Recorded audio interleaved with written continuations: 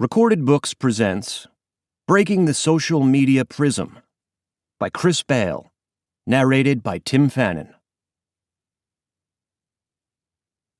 Chapter 1: The Legend of the Echo Chamber. It is 4:30 p.m. Dave Kelly has just finished his workday at an advertising firm in early September 2018 and pops a CD into the stereo of his aging car. He is preparing to do battle with a formidable enemy, the New Jersey Turnpike at the beginning of a holiday weekend. When Dave finally reaches the exit for his hometown more than 1 hour later, he stops to perform a weekly ritual. Each Friday night, Dave checks out half a dozen books from his local library, cracks a can of overpriced craft beer, and settles in to read for at least an hour. This week, he has chosen a mix of well-thumbed paperback novels, a book about the latest advances in cancer research, and a thick tome on human nature by an evolutionary anthropologist. Though he might not fit the stereotype of Donald Trump supporters, Dave voted for the former real estate magnate in 2016. Raised in a family of moderate Democrats, Dave veered toward the right in the 1980s because he was so impressed by the leadership of Ronald Reagan. But Dave is not a card-carrying member of the Republican Party. He cast 2 ballots for Bill Clinton in the 1990s and takes liberal positions on most civil rights issues. "I'm perfectly happy with gay marriage," Dave says.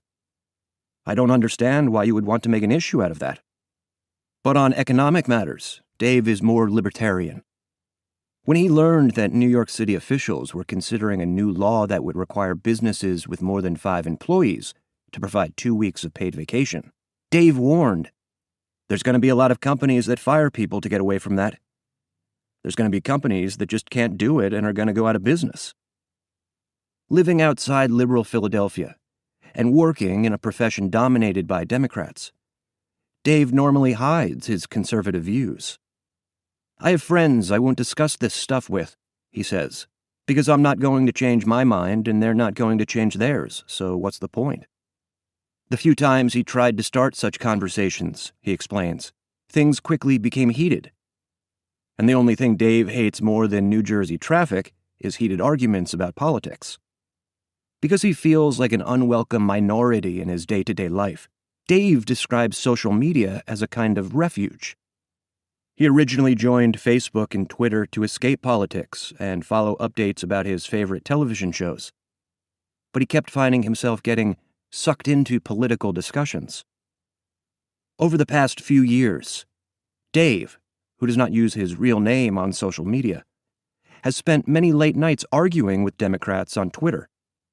Remembering one of these conflicts, Dave said, "Don't judge me. I had a couple of beers." A local radio station, he explained, had reported a group of white supremacists were planning to march on the campus of a nearby university. "Turns out they're not," he says.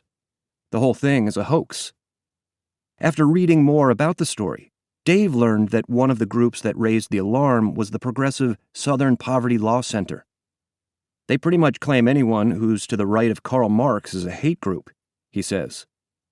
When he dismissed the incident on Twitter, another user quickly fired back, calling him a racist. "I called her an idiot," he says. She didn't know what she was talking about, he decided, because she was only getting one side of the story. But so is Dave. Though he prides himself on being informed, Dave gets his news from a conservative talk radio station, the right-leaning website Daily Caller, and Twitter. Of the several hundred accounts that he follows on Twitter, only New York Times columnist Bret Stephens could be described as centrist. Dave has consumed a steady diet of conservative views on social media for years. Each day, his feed gets filled with content from Fox News, posts by Trump and other prominent Republicans, and dozens of memes bemoaning liberal hypocrisy. Dave has even retweeted a few messages from Russian trolls, masquerading as American conservatives along the way. To keep listening to this audiobook, I've left you a link in the description so you can do it, at no cost thanks to Audible's 30-day free trial.